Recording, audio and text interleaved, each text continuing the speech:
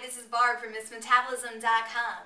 Today I'm happy to share with you my world-famous recipe for blueberry flax bars. It's a recipe I made up myself and everyone seems to love it. It's healthy, it's got a lot of antioxidants from blueberries and omega-3 and fiber from the flax, but it still tastes really good. So first, to get started, be sure you have a 9x13 pan lined with foil, sprayed with spray, and then let's preheat the oven to 350. I'll explain the first several ingredients I'm going to add to my mixer. You can also mix this by hand, of course. So I have 1 stick of butter or some sort of non-hydrogenated margarine, half cup of brown sugar. I'm going to add about a tablespoon of vanilla, a tablespoon of cinnamon, and a dash of salt, maybe a 1/4 teaspoon or 1/8 of a teaspoon. Now just a note on this, don't try to cut the butter even more because I've already cut it.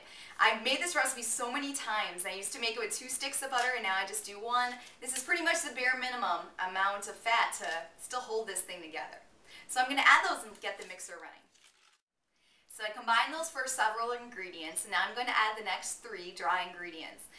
First, a 1.5 cups of flaxseed. Now, this is good. Look up most flax recipes online and they're going to call for like a 1/4 cup of flax. That's nothing. This is the real deal right here. We have 3 cups of whole wheat flour and a cup of sweetened flaked coconut. So just adding each one to the mixer, one at a time. So all the crust ingredients are mixed. It comes out very crumbly, but we're going to go ahead and add 3/4 of that to the bottom of the pan to spread out for the bottom crust. Now we don't just spread it out, but we also have to press it down extremely hard to get it to all stick together. So something I like to do is use a piece of plastic wrap on top and then use your hands to get it, put all your body weight on there and press it down. And another thing you can do is use a can or a jar like the blueberry jam here and roll it. So that's another thing you can use.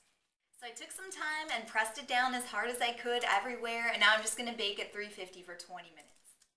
So in the meantime, let's make the filling. Very, very simple. I'm going to take a full jar of blueberry jam. I'm using Smucker's Simply Fruits, and it's 10 ounces, give or take, and about a pound of frozen blueberries. This is actually 15 ounces of wild blueberries. So I'm just going to combine those 2 things in a bowl, and you don't even need to thaw the blueberries first. So the bottom crust is baked for 20 minutes. It's time to add the middle layer, which is the blueberries. So I'll spread that out.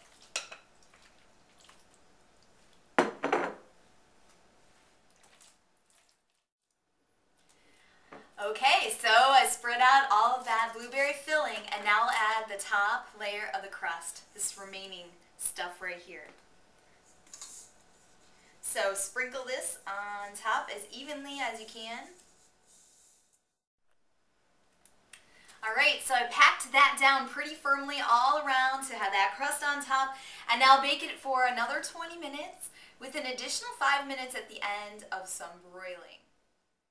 So the bars are done. I broiled them for the last 3 minutes or so. If you do that, be very careful not to burn them.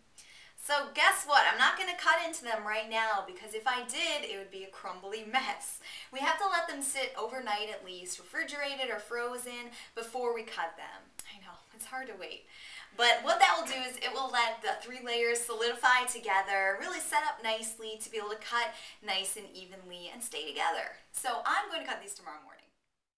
Alright, so it's the next day and I have frozen the bars overnight in the original pan into a big Ziploc, and it's time to cut them now.